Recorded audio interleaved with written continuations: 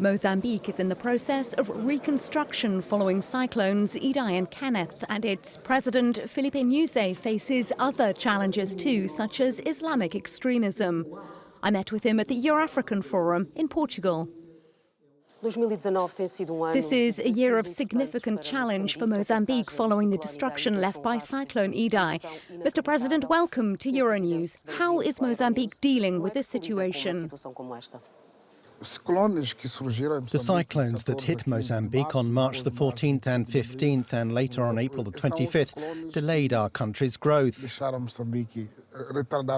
We were already trying to revive the economy after the financial crisis that plagued the world and hit Mozambique too.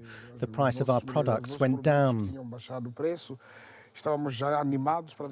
We were excited to see growth rising from the expected 3.7% to 4.7%. It seemed that we were moving in that direction. But after the destruction suffered by the city of Beira, with the disappearance of cultivated areas and dwellings and so on, Mozambique backtracked.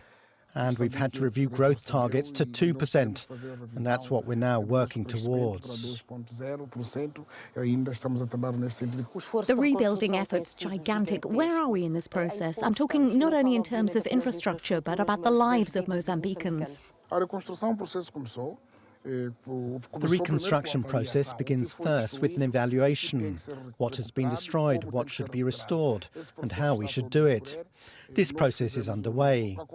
We had a conference of donors with lots of participants from all over the world.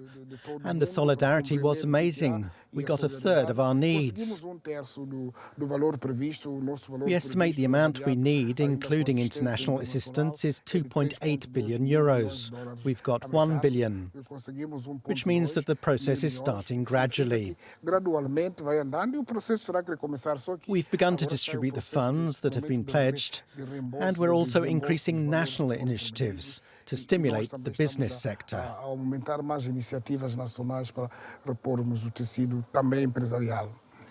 Is the country now better prepared to respond to natural catastrophes in terms of organisation and governance?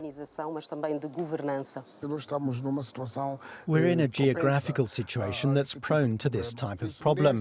Even today, we can't fully evaluate the damage. Idai brought a lot of destruction. Kenneth was very violent, silent, but in a violent way. Regarding preparation and organisation, our National Institute of Disaster Management has existed for 20 years, so it's accumulated a lot of experience. But are we prepared? I wouldn't say we're totally prepared. We've a certain amount of resources for managing catastrophes, and it's a question of how they're distributed. For example, a few days ago, we deployed some boats and planes to Beira because cyclones were forecast there.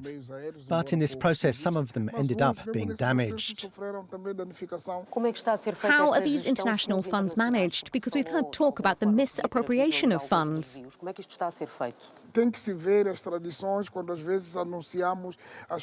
You have to take into account traditions when speaking about losses and misappropriation.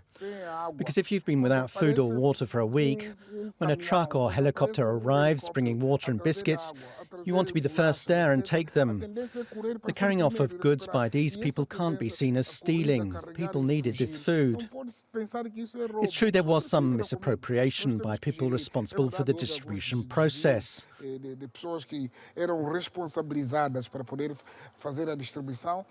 Some put goods in their houses because there were no warehouses, and then people started saying they were stealing. Others didn't really ensure goods arrived to the people who needed them. These cases have been treated. Responding directly to the question, which is a fair one, what we've done is to increase inspections, involving civil society in the evaluation process. And we've started independent inspections too. This EurAfrican Forum aims to bring Europe and Africa closer together. What's the European Union doing to help boost the Mozambican economy?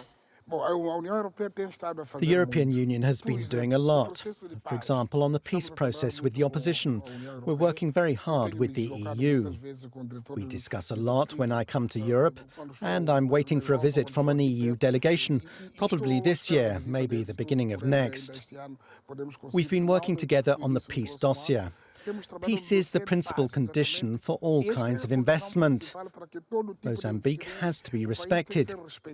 People have to believe their investments have continuity. And we've been working on it. But there are also many other European Union investment projects in sectors like water, roads, hospitals, health. The European Union is one of Mozambique's biggest partners. Natural gas is very important for the Mozambican economy, but you've conceded there is some instability in the gas-producing regions, and that's not good for business. Could this jeopardize its exploitation? We,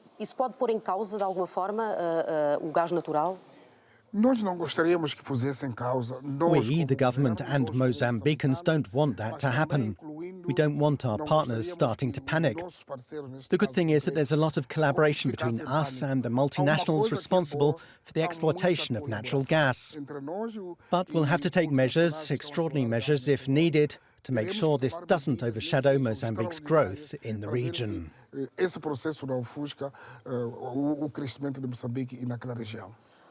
Pope Francis will be in Mozambique in September. What do you expect from this visit?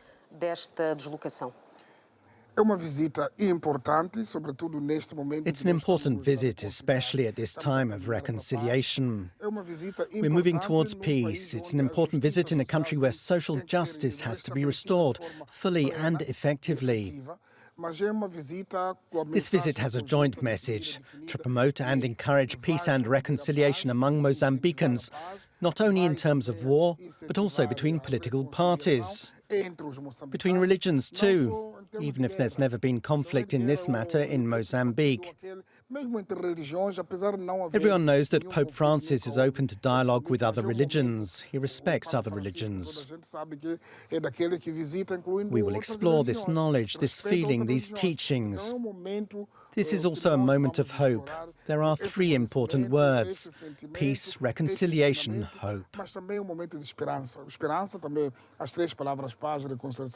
The Pope will meet young people from all over the country, from all dialects. He'll meet members of the government and other power groups, the diplomatic corps, and he'll pray for Mozambique. We have big expectations. Senhor Presidente, muito obrigada. Até uma próxima oportunidade. Obrigado.